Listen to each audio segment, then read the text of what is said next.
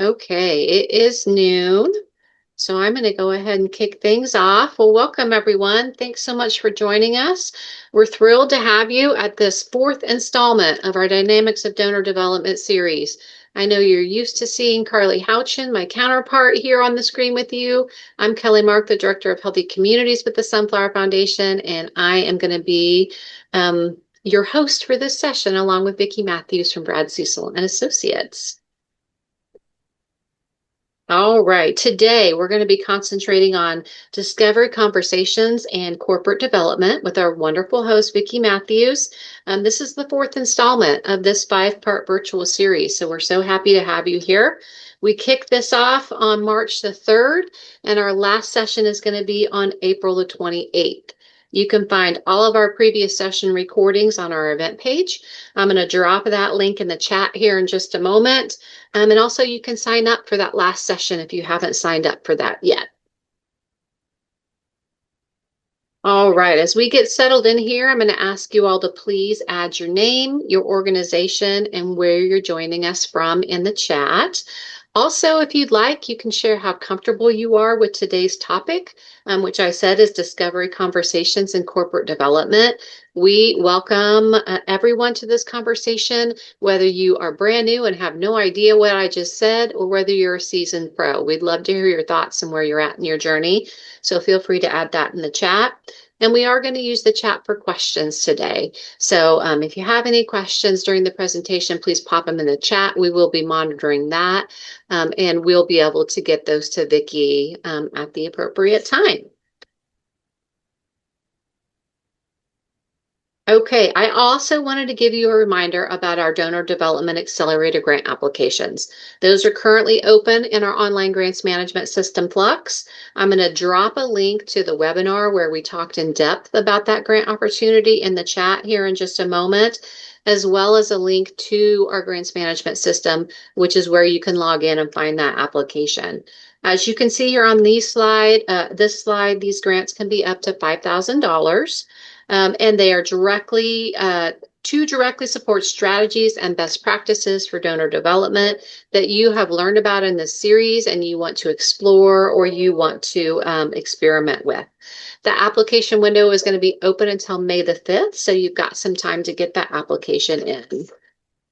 This slide just shows some things that these donor development funds can be used for, as well as a few things that the funds are not intended for. But basically, as I said, they can be used for exploring, experimenting, or building your capacity in really any donor development activity that you're interested in that we've covered in this series. Okay, I am going to stop sharing my slides now, and I'm going to turn it over to Vickie, and she is going to kick us off. All right. Thank you, Kelly. Let's see. Can you see my Yes. slides? All right. Okay, great.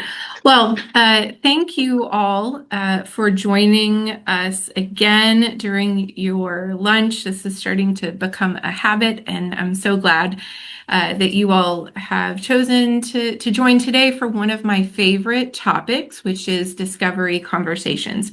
We're also tacking on corporate development onto the end of this presentation because there were a lot of requests for some of that support and training. And so we'll try to get through all of this today, but it'll be pretty dense.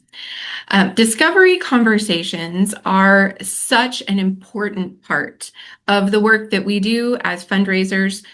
It's really the foundation of the relationship with your donor.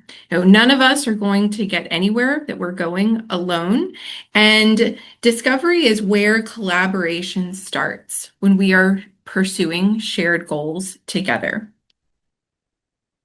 Because of that, discovery is actually a cornerstone of our fundraising philosophy here at BCA. We spend time doing discovery, prepping for it, following up after it every single day with our clients across the country.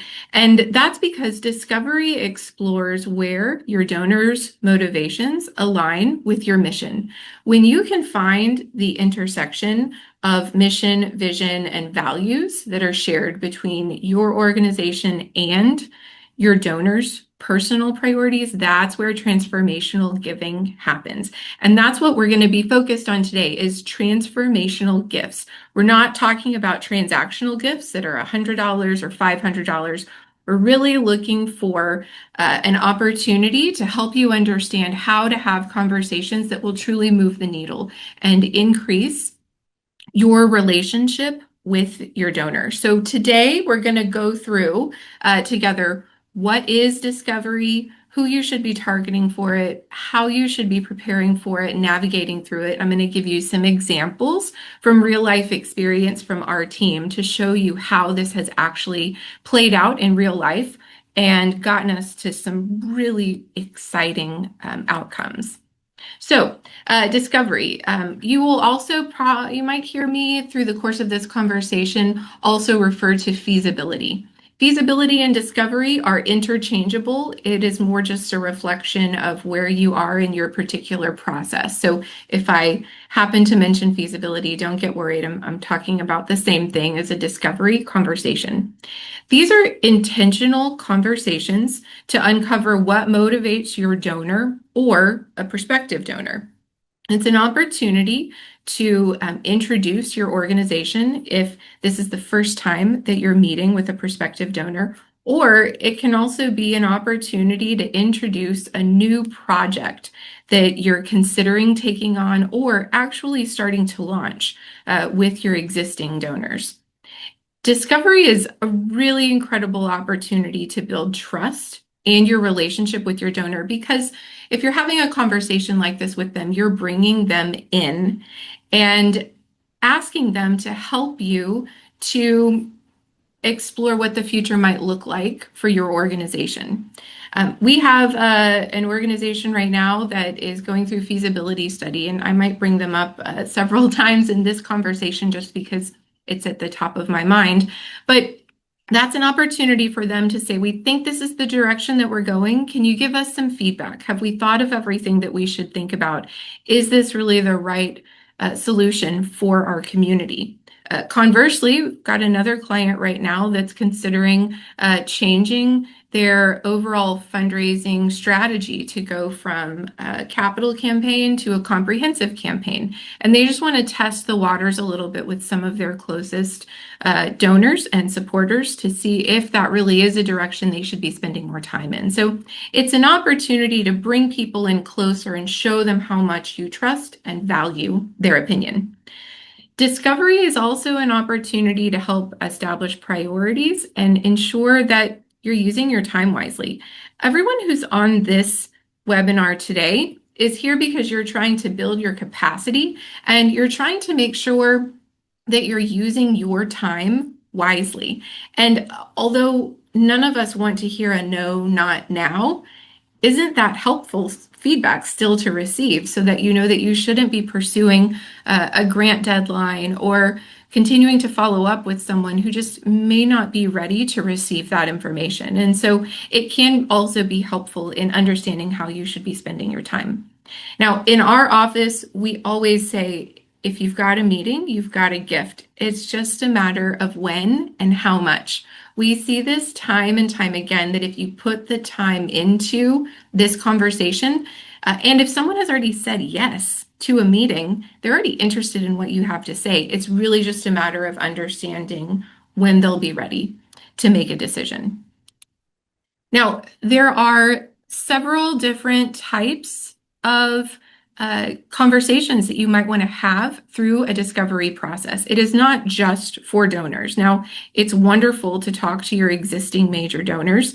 Of course, if they're already involved and engaged in your organization, you want to continue to grow that relationship. So existing donors makes a lot of sense. New donors is another that you might want to have a discovery conversation with. An example of that could be that maybe you have a brand new donor at, let's say, a $5,000 mark, whatever is considered a major gift at your organization. If someone comes in and just sort of shows up in your database, you'll probably want to follow up with them and get to know them a little bit more. That's an example of a discovery conversation. You may want to talk to prospective donors that others have helped identify for you, or someone that you just know in the community that you would like to get to talk to. You might also want to talk to community stakeholders or potential or existing partners. The organization that I already mentioned that's in the middle of a feasibility study, uh, through the course of those conversations, we uncovered another nonprofit that was planning to move into their county and neither of them had talked to each other yet. That's an example of a discovery conversation. They both want to get to know the other organization and understand what they're doing, what their vision is for the future, and how they're serving the community so that they aren't duplicating services and potentially can identify opportunities for collaboration together. You can consider some of those other partners and stakeholders as potential participants in a discovery conversation. Now, there's a lot of prep that goes into the discovery process, and so you'll have to do a lot of research. You'll want to consider ahead of time the questions that you want to ask based on that research. The next webinar, our final in the series, is going to talk about prospect research. So that's my little plug for next Tuesday's session, where we'll kind of close the loop on all of this and talk about how you can find sources that can help to inform the conversations that you're having with all of the audiences that you want to be talking to. Now, there are, just like there are many different types of participants in the discovery process, there's also many different points in time that you might be wanting to have these conversations and different outcomes that you might be looking for. You might want to have a discovery conversation before you're launching a major initiative. Let's say you are launching a new program or you need to build a new building for your organization. You'll want to have these discovery conversations ahead of time to make sure that your plans actually reflect where your donors and your community is willing to meet you in the middle. You may also want to explore a new project. I mentioned earlier the idea of dipping their toe into a comprehensive campaign. Sometimes there are organizations that are considering maybe it's a merger or introducing a new program. Those are opportunities to maybe not cast such a wide net as a feasibility study, but bring in a very small select group of those who are closest to your organization to test out if that is the right direction that you should be going, and making sure that you're thinking about all of the angles that should be considered.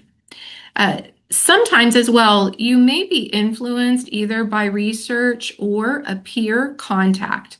So an example of this is, I'm in the Dallas-Fort Worth area, and we have recently been hearing about a family that has had a major liquidity event. They sold the company that had been founded by a member of their family, and they have the lucky position to have billions of dollars that are being invested in one way or another.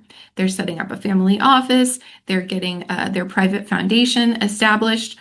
When we heard that from someone who knows them well, that put it onto our radar that we needed to elevate this opportunity, and we needed to try to find the right introduction to have the right conversation with them. So that's an example of just being in the right place at the right time that you may want to have a discovery conversation.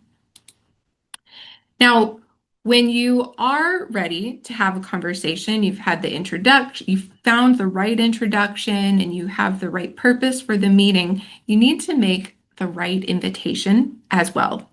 Now, this is a really good outline of all of the components of a thoughtful invitation.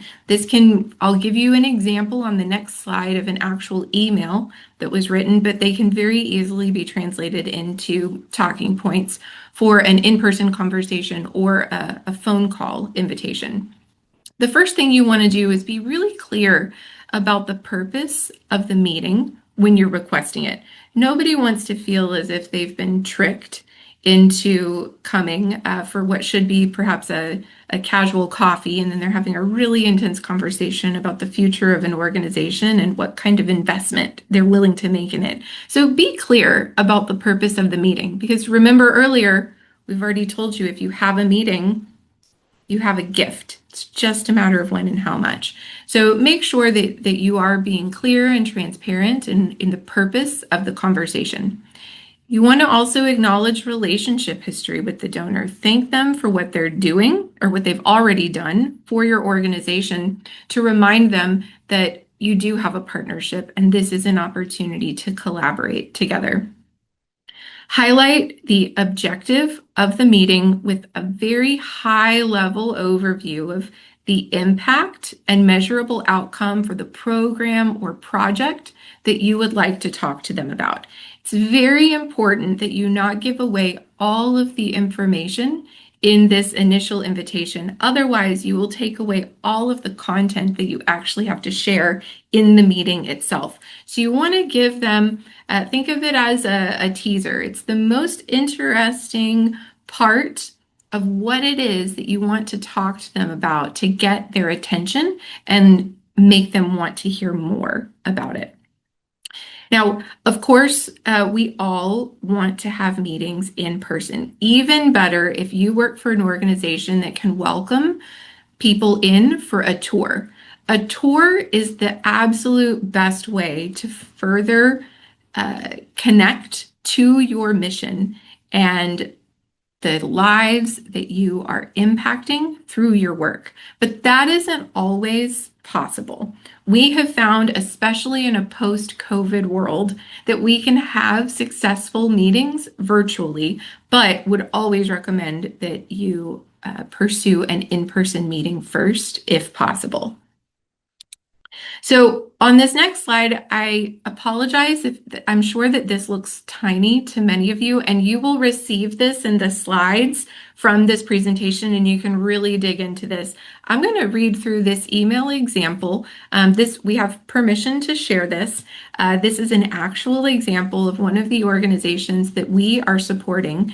And to give you a little bit of context, this is an animal welfare organization, and they actually wrote the email first. So what you're seeing here is all of the red was our team's recommendations to strengthen the request, and very important that we moved it out of a transactional request to tee it up for a discovery conversation in the hopes that we could get to that transformational point. So let me read you the highlights of this. It says, Dear Barbara, since we last spoke, this organization successfully moved into their new facility. Maybe you've seen it. I can't thank you enough for supporting them already. Because of your previous support, they moved in October of 2024, and so far the new facility and location have proved to be as impactful as they had hoped it would be. The clinic has increased its volume of surgeries from 6,500 to 8,000, with hopes to increase to 10,000 surgeries before long. With that said, they are now in a position to implement some outreach programs. So just a little bit of editorialization. They've already established the building. Now, because of the increased capacity of the building, they can grow their programming. So they can implement outreach programs to reduce the intake at local county shelters and improve the lives of cats that are living outside. One of their generous donors has offered to match donations up to $25,000 to support this program. And with $50,000 in potential funding, they can make a huge dent in this population. So I'm hoping that you will be willing, and this is a very important point. We crossed out make a donation. We don't want to ask for a donation towards a $25,000 match over email. We want to have a conversation and bring her in to try to figure out where that intersection is, where her mission, vision, and values align with the organization's. So instead, we said we would ask you to meet and have a conversation with the executive director to learn more about this program, its goals, and to get to know this organization at a deeper level. This opportunity is a special chance for the organization to increase its capacity, but I really want you and the executive director to get to know one another. You immediately came to mind as a mission-aligned partner that may really appreciate this strategy. If you have time for a virtual call, or better yet, stop by for a tour, I know that the staff would welcome the chance to get to know you better and learn what inspires your generosity. This is a fantastic email to use as a template to make into your own, to reach out to someone and just be so incredibly genuine and transparent. Let them know exactly what it is that you want to talk about, but also center them in the conversation and make sure that they know that the purpose is not just to talk about a gift, it's to get to know them and how they connect to your mission. So now that you've identified who you want to talk to, you've sent them a thoughtful invitation, now you need to prepare for a discovery conversation. This is a really great outline for the components of a thoughtful discovery conversation. My team and I use this outline for discovery in every single meeting that we prep our clients for. Of course, sometimes it needs to fluctuate, but these are always the main sections that we are trying to plan ahead for and create talking points for to be well prepared for conversations. Now, the first thing you need to do is make sure that you identify roles ahead of time for the participants that you have identified for a meeting. Some examples of participants and their roles could be, you will always need a subject matter expert. That will always be a representative of your organization. It might be you as the fundraiser. It might be a program manager if you're getting into some details for a specific program and you need some help with from that subject matter expert. You'll also want to consider if you have a relationship holder. And sometimes that is also a volunteer or an influencer over the individual or organization that you're meeting with. So some of these can be held by the same person. And of course, you need a solicitor. You need someone to ask. Many times volunteers are not comfortable being in the position of asking. We like to encourage volunteers to make a statement such as, this project is important to me. My family and I have already made a decision to support it. Will you join us? That is a very simple invitation, but it is not the actual ask to be made. We don't want to put anyone in the position of doing something that they are uncomfortable with. That will have a negative impact on the outcome of the meeting. So make sure ahead of time that you really have outlined who is the solicitor. And that can go back to you as the subject matter expert, as the fundraiser. You can plan ahead how you would like to share the components of the agenda, but make sure you think about that ahead of time. So we'll always want to make sure that we start with a welcome and introductions, if introductions are necessary, provide an organization and or project overview, again, just as it's necessary based on the relationship. You're going to want to then discuss the gift. So once you've provided the vision for the future of your organization, that's when you start to really dig into, is this something that resonates with you? So you'll try to discuss as many of those aspects of that gift as you possibly can to qualify as much information directly from the donor as you can in that meeting. At the end, you're going to want to summarize action items and make sure that you thank them for their time and for all of the insights that they've shared with you.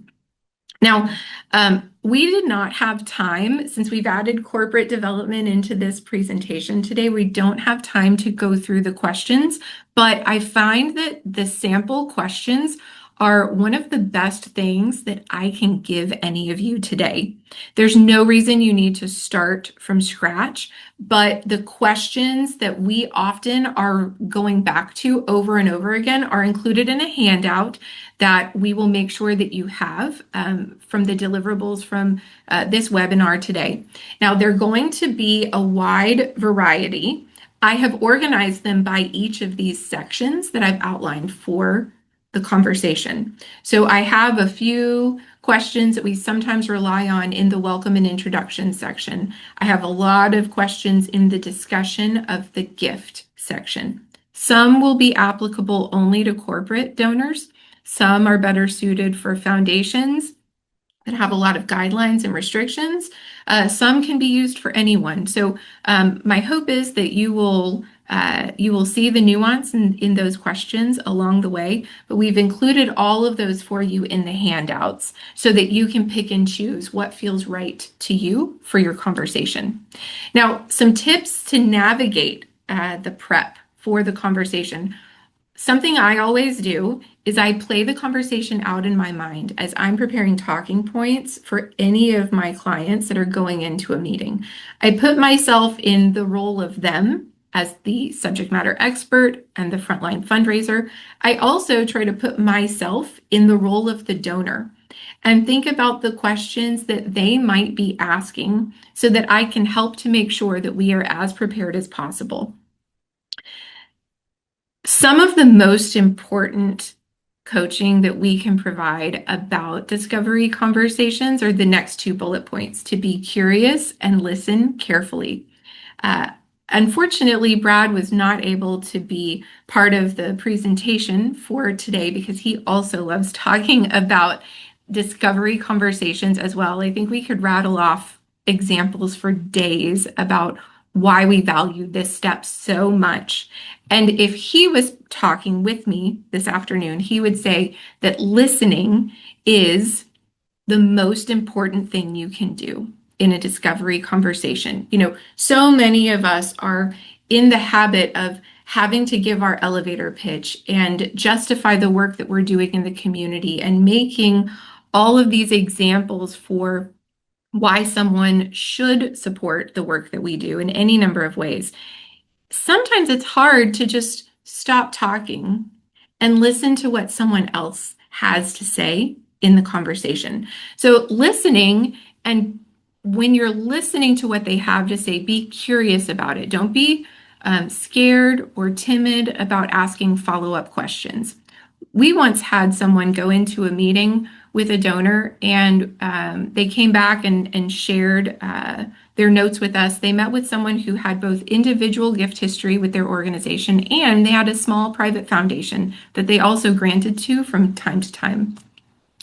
They came back from the meeting and in their notes, very casually, they said, yeah, she said that her foundation is sunsetting. And then there was kind of a question mark next to it of, did I hear them correctly? I don't even know what this is. And our entire team wanted to immediately send her back into that meeting and follow up because she didn't know what sunsetting meant, but the rest of us did. That meant that their family foundation was going to be wrapping up.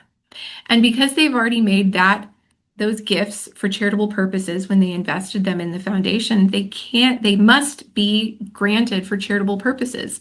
If they're going to be closing their foundation, they're going to have to make larger than normal gifts to close everything out.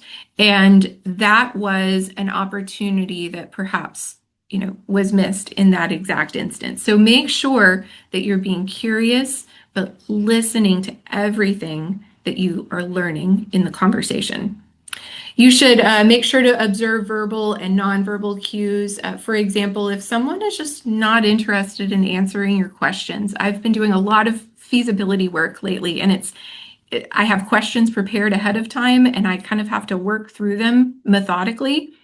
Sometimes I find participants that aren't interested in going through a rigid conversation like that, and I need to adjust and figure out how I can extract information from them and get them a little bit more engaged in the conversation. So make sure that you're observing some of those cues, many of which we just can't prepare for ahead of time. If you do prepare talking points, use them as a guide, not a script. It's a way to get everyone on the same page going into the meeting, but shouldn't be something that you feel that you have to follow to a T along the way. Make sure that you leave with a next step identified. This is the single thing that I tell every single client of mine when they go into a discovery conversation. Please come back with some kind of next step. And I rarely care what the next step is. It is all dependent on the situation. Sometimes the next step is I'm going to follow up and send you the additional information that you requested. Sometimes the next step is please send me the link to fill out an LOI and complete a proposal. Sometimes the next step is we're not really ready to make a decision. Will you follow up with us in 3 to 6 months? It does not matter to me what that next step is. If you have gone through the time of having a discovery conversation and your donor has set aside the time to have that conversation, you should be investing time in the stewardship of that relationship and following up. And if you listen to what they're telling you, you will always have a better outcome than trying to rush it. You can bring materials as a leave behind, but you don't need to bring a ton of information to meetings like these. In a previous webinar, we talked about creating your case for support. One of the components of that was a one-page summary of your organization and or your project. A one-pager is the perfect leave behind for a meeting like this, as is something like your annual report or your most recent newsletter, things like that. If you do nothing else, please do not bring a proposal that's already been completed and filled out to a discovery conversation. That sort of dismisses the entire conversation that you've already been having. Now, a lot of organizations that we work with really want to make sure they can turn over that proposal very quickly. And so what we will do is we'll draft a proposal ahead of time so that we all know that we have it and it's ready. But we'll end the conversation with a comment such as, if they indicate that they're ready for a proposal, we'll end the conversation with a comment such as, may I follow up after this meeting and send you a proposal that reflects the conversation that we have just had today? Even if you don't change anything in the proposal that you already drafted, you're recognizing and honoring the time that they've taken to share with you what drives them and what motivates them from a charitable giving perspective. Sometimes you might be able to find a few ways that you can tweak your proposal, but even if you don't make any changes, it does follow a better progression in respecting their time. And then, of course, again, you're investing a lot of time. You're asking your donors to invest a lot of time in this process. So you want to make sure you're following up properly. As you follow up, you really want to be focused on how you will thoughtfully move this relationship forward. Some of the most common strategies are, of course, making sure that you carve out time to send a handwritten thank you note. There's absolutely no replacement for something like that. So making sure that you can do that is a great use of your time and helps to build that relationship. You also want to make sure that you are documenting what happened in the meeting, some insights or notes. You should either save them wherever you save notes, or even better, if you can add them into your database so that others can download them and reference them in the future. That would be the ideal scenario.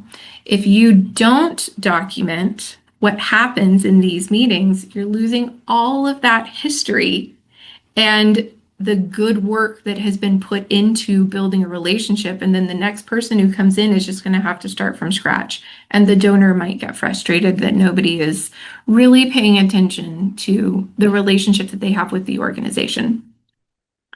From a stewardship standpoint, things like an annual report, invitation for volunteer opportunities, invitation to events, sharing an impact report, other news stories. These are all excellent and very easy ways that you can continue to steward these donors until they're at a point of being ready to make a decision. And if you recall from other conversations that we've had in this series, stewardship is the phase that we spend the most time in with our donors. That's the place that they're in the longest in the donor life cycle.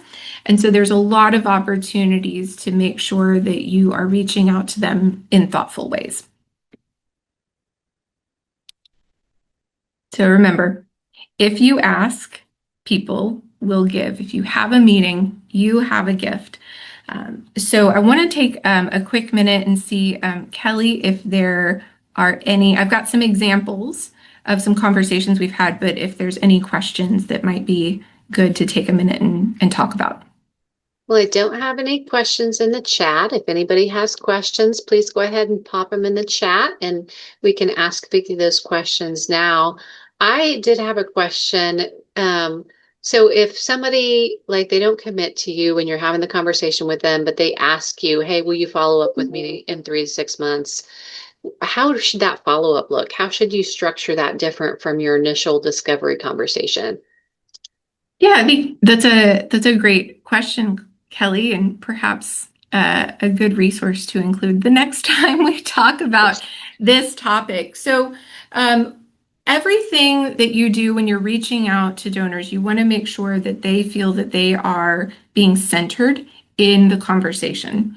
And so it is a similar but not the same strategy as the invitation email that I shared earlier. So what you'll want to do in that follow-up is give a nice warm introduction, something that's topical, or maybe it's a reference to how long it's been since you've seen them last and hoping that they're doing well. And then you want to acknowledge in our last meeting, you asked me to follow up with you in 3 to 6 months. And if you have any recent updates from your organization or about the project that have not already been shared with the donor, that's the time to do it. To give them just a really quick, here's what's going on at this point in time. If you are ready to continue this conversation, I would love to do that over, and then it's the same thing. If you'd like to come in for a tour, if you'd like to meet virtually, go get some coffee. So you want to make sure that you are referencing back to what they asked you to do in your previous meeting and follow up and get a good read on where are they now and what should we be doing as a next step. That's awesome. And you talked a little bit about that opportunity that was lost, about the sunsetting of the foundation. Mm-hmm. Lost opportunities like that before myself, but if you can think, like, what are some of the most common mistakes or the things to really avoid in discovery conversations? Like, what's some of the stuff you hear about that's just like, this happens all the time and it's really important not to do that? Yeah, I think that coming in and we'll get to some of this at least one of the examples that I've shared. In my opinion, it is more about how you frame your question. So making sure that you aren't coming in and just assuming that you know how a donor will be making decisions. So one common item that Brad and I navigate all the time is, well, they gave $5 million to fill in the blank nonprofit down the road. Why can't we get that? There's a right and a wrong way to approach that question. So I think that it's really just a matter of framing how you approach the conversation so that you aren't making assumptions that you're leading the donor to answer in a way that you want them to, or pinning them in a corner and putting them in a position that they will never be able to answer it the way that you want them to. You want to ask open-ended questions that put them in the position to inform you. Even if you already know the answer, it's good to ask so that you can hear directly from them how they're approaching grant making, or what their priorities are, or how they make decisions and things like that. One more quick question. I promise it's quick, and then we'll Yes. move on to your examples. So if the person that you're talking to doesn't give you any indication of follow up, like they don't ask you to follow up, they don't talk about a gift, but you need to make that next step. And so you're like, hey, can I, send you send you some correspondence in the next 3 to 6 months or whatever. Should you like always ask before you add them to your email list? Or like, do you think it would turn a donor off if all of a sudden they just started getting emails and stories and stuff from you and you had not set that up at the end of your meeting? Absolutely. So, for the types of conversations that we're talking about for a discovery process, remember that we're trying to work towards transformational giving. These are not going to be the types of donors, for the most part, who are on an email distro list. These are people who should be receiving correspondence directly from someone at the organization. If you are the one meeting with them, then that makes sense that you are the one to continue the conversation. Now, of course, there will always be people who are able to divert attention away from giving an answer about timing or gift amount or anything like that. So it is something I will always defer to the person in the meeting to help to read the room and decide what those next steps are. But as I've already been kind of honing in on already, if you've taken the time to have a meeting with them and they've taken the time to meet with you, there is a level of engagement that is safe to assume. And so adding them into some of those stewardship touch points is a good idea. Thinking about, maybe it wouldn't be on a 3 month schedule, but thinking about in 6 to 12 months. If you haven't had any follow up with them, how can you find a thoughtful excuse to reach out to them?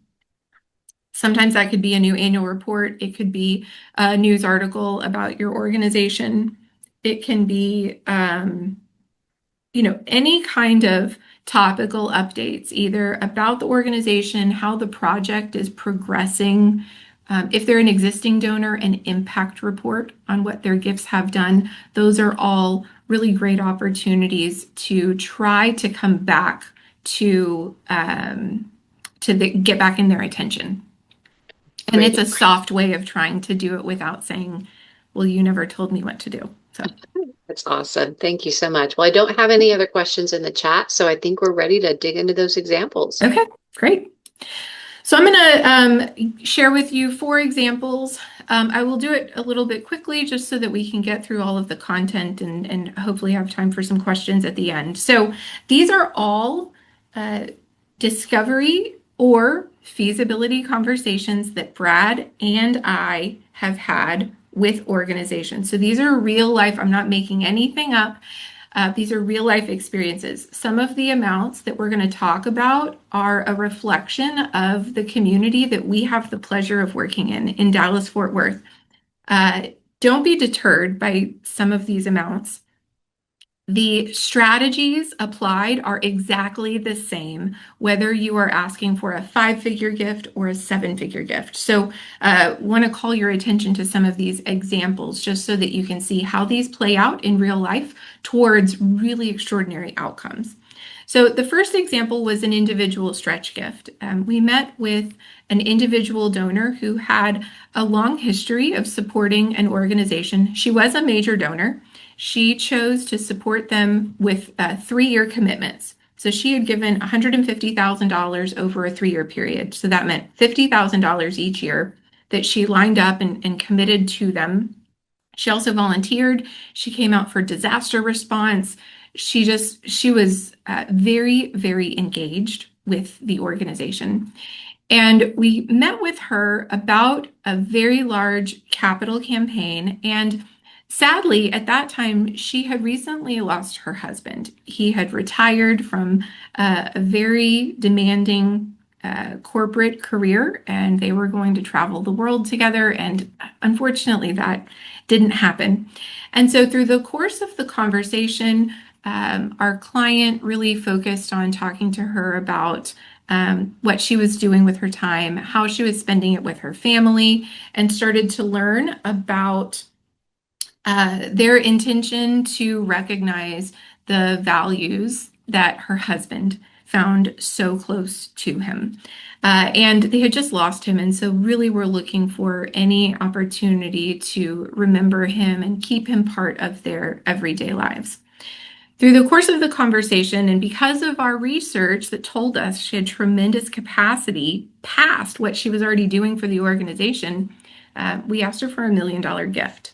And her initial response was, no, there's no way I can do that. There's no way. I'll do something, but there's no way I can do that.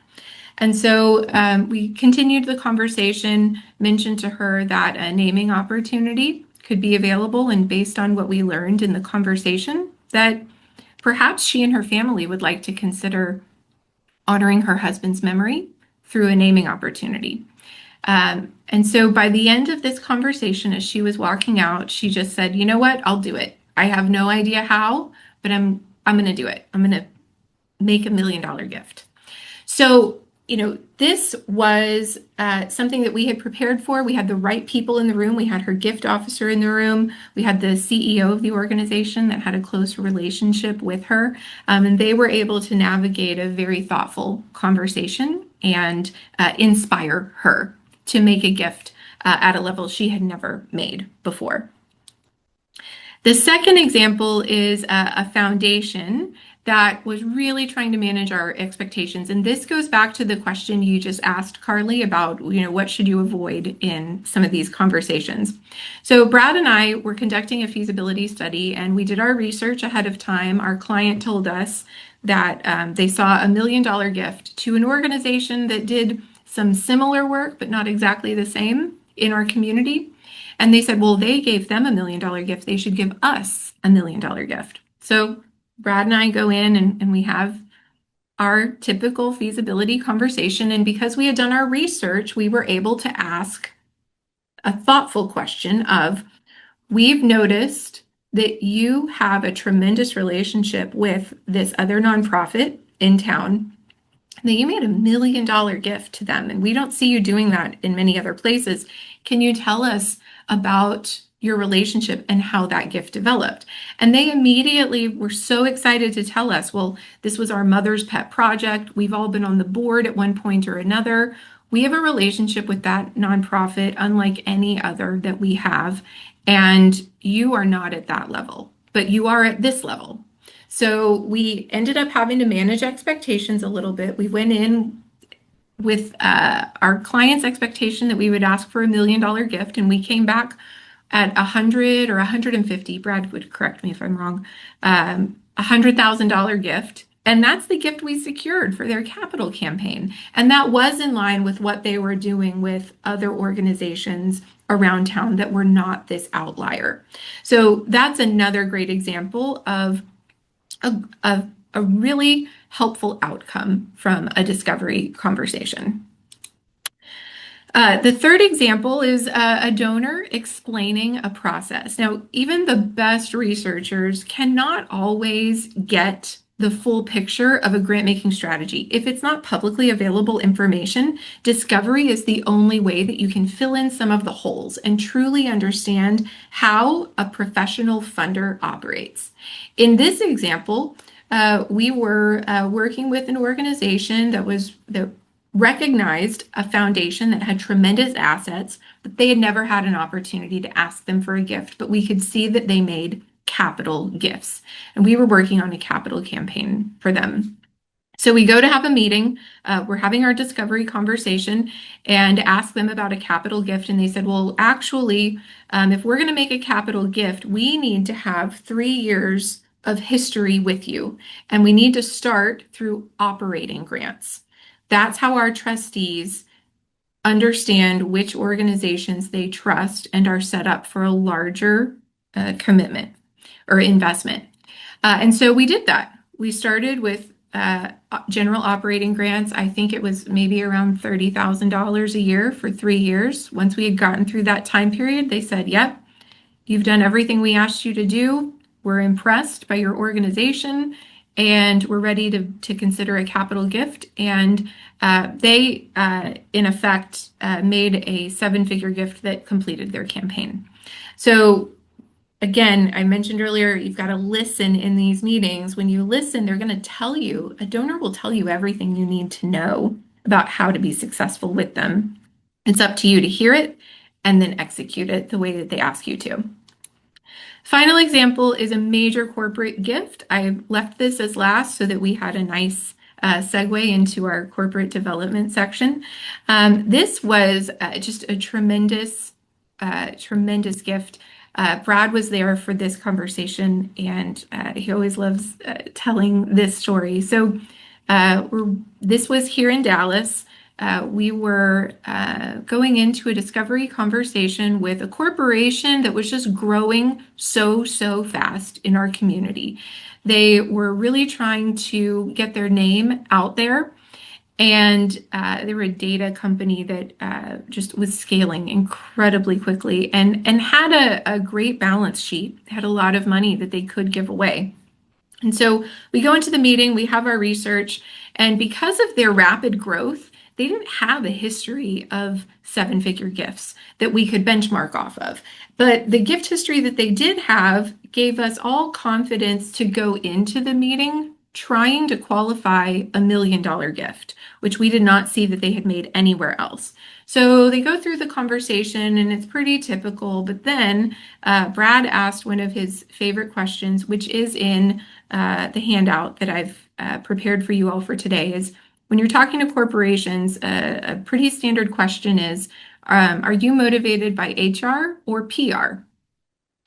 And in this particular case, the corporation said, well, we're growing so fast, we're constantly hiring, we always need new people, and we really want the pool of potential candidates to know our brand. And we want them to see us aligned with reputable organizations in the community that are doing work that we all value. So, we want our logo in a pretty prominent place. We want to see it in the background of photos, in somewhere like a volunteer center. And so that was the point that we had to pivot in the conversation and say, okay, we hear what you're saying. A volunteer center opportunity is a much higher commitment. And they said, okay, let's talk about it. One thing led to another. And we were able to secure a $2.5 million gift through that conversation that was the largest corporate gift that the organization had ever received and the largest gift that the company had ever made in its history, because we were listening to them in the conversation and we learned what motivated them, and we were able to bring them a project that inspired them to take that kind of step. There's a lot of other details around that gift, but those are the highlights that I could follow up for a few hours about that if anyone is interested. So the key takeaways from each of these examples are important ones that I would love for all of you to take away from the benefit of discovery conversations. In the first example, we really spent time discovering the donor's story. Why was she there volunteering for that organization? And what was her family's priority as they figured out a new normal? And how did that influence their philanthropy? In the second example, we valued the discovery process, not the assumptions that we went into the meeting perhaps with. In the third example, we listened to that foundation that was explaining to us their process, and we stewarded them properly to eventually have a much better outcome than we would have otherwise. And then in this example that I just shared, we were focused more on partnership over transaction. If we had gone into that meeting just trying to close $1 million gift, we would have overlooked a tremendous partnership with them. So here's some, examples of some organizations that we really love working with that have dynamic corporate programs. They have wonderful relationships with the corporate members of their community. In fact, down here in the right-hand corner, that's that gift I just told you about, that $2.5 million gift that I told you that story about. So many of you have had questions about corporate development, and I will go through these pretty quickly, but please always feel that you can reach out to me. My email address is at the end of this slide presentation. You can reach out to the Sunflower Foundation and they can forward a message along to me as well, because we could talk about corporate giving for much longer than we have today. But I do want to kind of set the stage for you all that um, the place I always start with corporate development is that volunteer engagement or associate engagement through volunteer opportunity is the strongest gateway to corporate giving. If you give a company's associates a valuable volunteer experience, they will become advocates for you. They will take it back to their company and they will say, man, we really love volunteering at the food bank or at the homeless shelter. We just loved that experience so much. And that is a way to influence corporate giving. Now, I mentioned earlier, corporations and businesses of all sizes are usually driven by HR and or PR opportunities. For example, if they need to be hiring quite a bit, they'll be focused on HR. If they're looking for a really rich benefit of community engagement that they can offer to associates, they're looking for HR benefits. If they are a startup and or have just moved to a new community and are trying to build their brand awareness, they're looking for PR benefits. Those are important questions to ask along the way so that you can collaborate with a thoughtful partnership and an ask that really hones in on the things that they are most influenced by at that point in the relationship. Now, corporate development can be frustrating for a few reasons. Contacts change often. People are constantly moving positions, whether they're going to a different company or a different role within the company.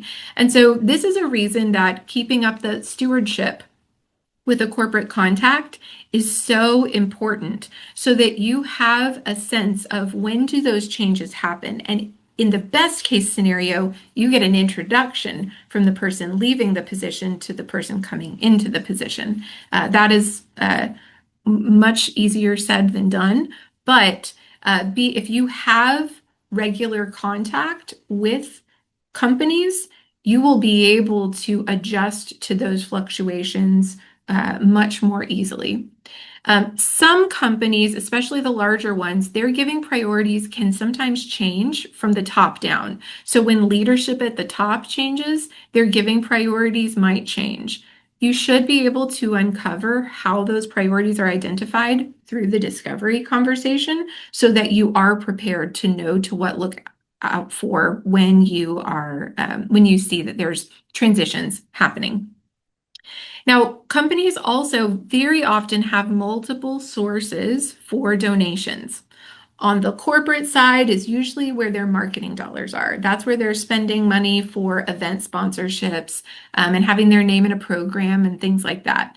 But there are often a few other strategies for giving, such as a corporate foundation or even corporate dollars that are simply set aside for community investment. So it's important to understand when you're going through that discovery process, what are the sources that a company has set aside to invest in the community?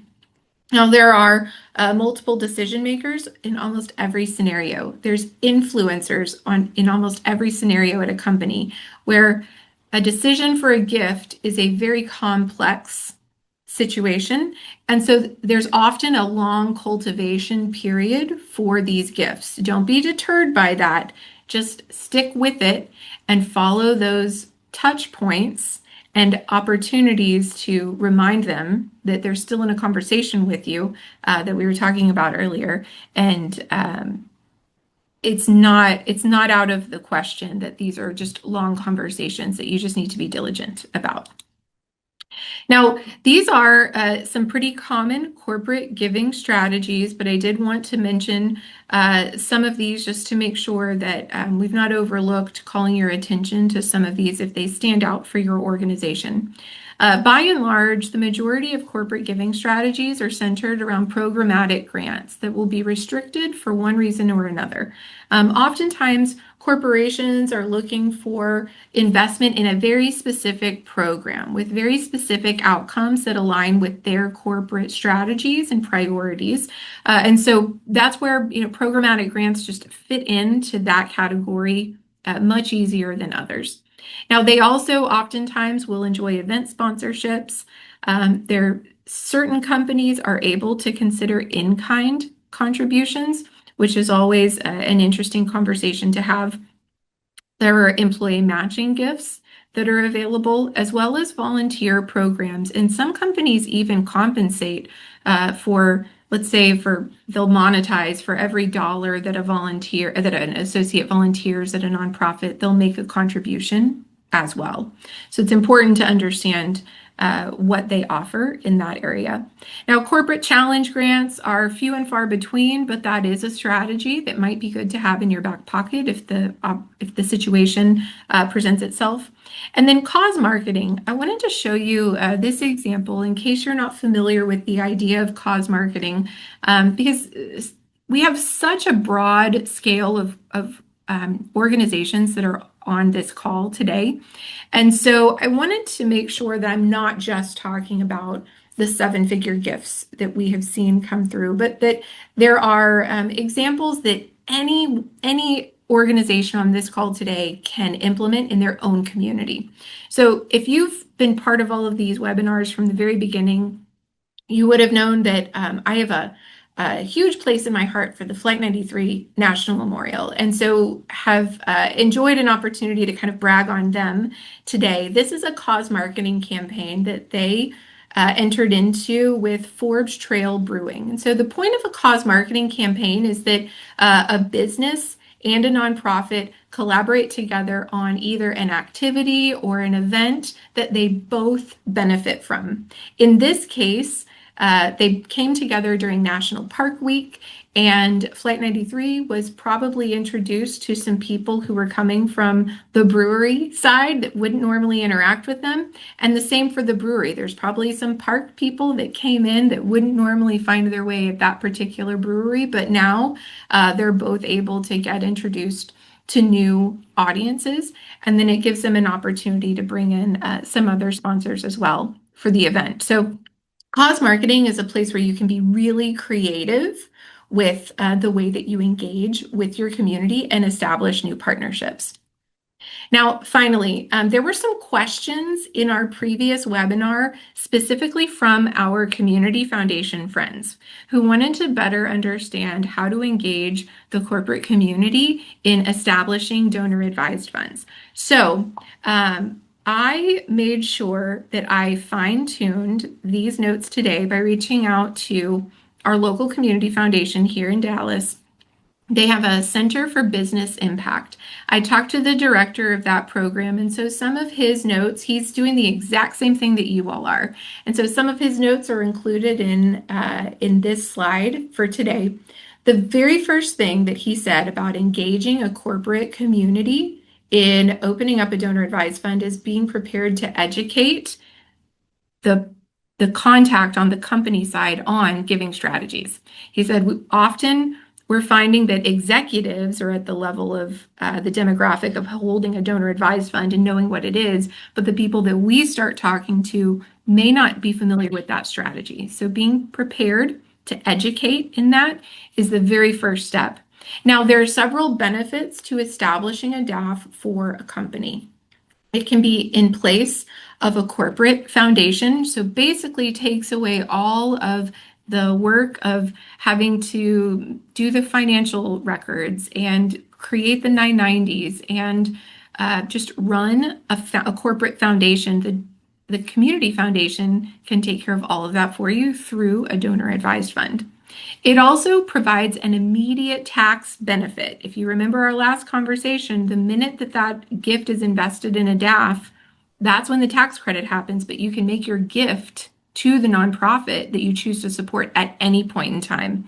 And so for some companies, just being able to make that transfer in one fell swoop without deciding on all of the gifts is a benefit for them. So they have more time to make their grants more thoughtfully. It can also create an opportunity to establish separation from corporate decision making, if that is something that is ideal. Now, DAFs are better for true donations versus event sponsorships. So making sure that you understand what the company is actually doing with their charitable dollars is important to understand if a donor advised fund is actually a viable strategy for them. Now, we've also talked a little bit about a DAF as part of an employee matching program. Now, it is not the way to actually facilitate employee gifts and corporate gifts, but it can be the source for the corporate match. It's not a replacement for a Benevity or anything like that, but if the company would like to use a donor advised fund as the source to match employee gifts that have already been made to a nonprofit, they can use it in that way. And then I've included a link in here. There's a brand new strategy that was just announced called Daffy for Work. It is a donor advised fund mechanism that is much more complex, that bundles up an employee donation and a corporate donation in one account. So if you'd like to dig into that more, the link is right there. Now, as far as the timing goes, that was another question that we received. Two things. Consider the budget year that the company is working in so that you understand when they actually do need to make that transaction, and then try to work ahead the 3 quarters before that. So if they need to make a donation for tax purposes before the end of the year, make sure you're having a conversation with them to get their DAF set up in Q1 through 3. If they need to have a donation on their books before the end of their fiscal year, make sure that you're preparing ahead of time for that. So not really a hard and fast rule, but there were some guidelines for the right timing.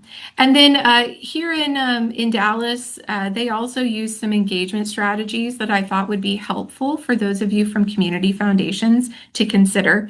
He said that they'll organize sometimes volunteer service days for their corporate DAF holders to go out to nonprofits and engage with them in that way.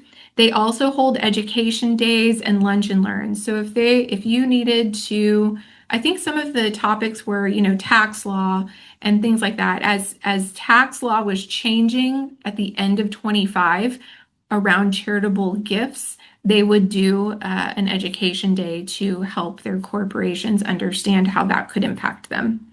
They're also a resource. They don't direct donor advisors to specific charities, but if they're asked for research or more information, they can be a resource in that way. And then they spend time stewarding their corporate donors the exact same way that we're talking about stewarding all of these other donors if it was a nonprofit as well. So those are the notes that I really took away from that conversation. But if anybody has any follow-up, I would be delighted to continue that conversation because there's definitely a lot more that could be shared. So, Kelly, I think that's it for today. That's almost all the time we have. So We have, about 5 minutes. If anybody has a question for Vickie and they want to put it in the chat, we'd be happy to get that question asked. I just have 2 really quick questions while we're waiting to see if anybody else has a question. Is there anything you can look for, or what should you listen for about a corporation that lets you know, like, oh, I need to approach them and ask for a gift? Like, if you see them in the news, like if you see them give to how would you know that you should approach them? yeah, one of the strategies that we often find ourselves considering is who is moving into a community. So right now, we're working with an organization that's in a community that's just growing. I think they've said they've got 28 new people a day moving there, which means a lot of of development is happening as well. The corporate environment in that community is also rapidly changing. And so understanding who's moving in, you know, is let's see, what do they have down there? They've got a Fanatics warehouse. You know, when you see the announcement that Fanatics is moving into town, those are that's where you want to kind of lean on and see what else they do around other communities that they're already established in and see if you can draw on any of those examples. Another one is we have up here in North Texas several years, it's more than 10 years ago now, Toyota had decided to relocate their North American headquarters to our community. They're up in Plano, which is in the northern area of our metroplex. And they made it well known that they were wanting to get established in the community with reputable nonprofits. And so everybody was sort of clamoring to get in front of Toyota and to talk to them and figure out. And they made very strategic but small grants to start to kind of dip their toe into this community and sort of get themselves established as a good partner here. So if you like you don't have a contact at this corporation, you just like maybe seen some of the work they do in the community, but you have no idea who to reach out to. I know you said the contacts sometimes change pretty frequently. If you have no idea, like what role is the person you should try to locate on their website, and how do you know what strategy you should go in with? Is it all just about like researching what's on their website or Yeah, you will always want to see what's available on their website. What are they putting out there about themselves? And then unfortunately, you know, every company is structured differently. And so there are, you know, some of the more common roles that you could look for is anything relating to community impact or CSR or community engagement, things like that is sort of what you could start to look for. You should also consider using your own network. What that means is if you want to get in front of a company, ask your board, ask your existing donors, ask some other close partners, do they know anyone that is at this company and could help to get an introduction? And then there's always a reason to be scrappy and just look for a contact us link on a website and just reach out that way and see what you can find. I'm sure that many on this call also very actively participate in chambers of commerce and other, you know, community organizations like that. That's another great place to be able to get introduced, or economic development councils as well. That's a great place to try to get introduced in a more natural kind of way to some of those that you're looking for. nice, nice, great tips. Well, thank you so much, Vicki. That was super interesting. Thank you all for attending. We are going to get the recording and the resources that were shared in the chat up on the event page soon.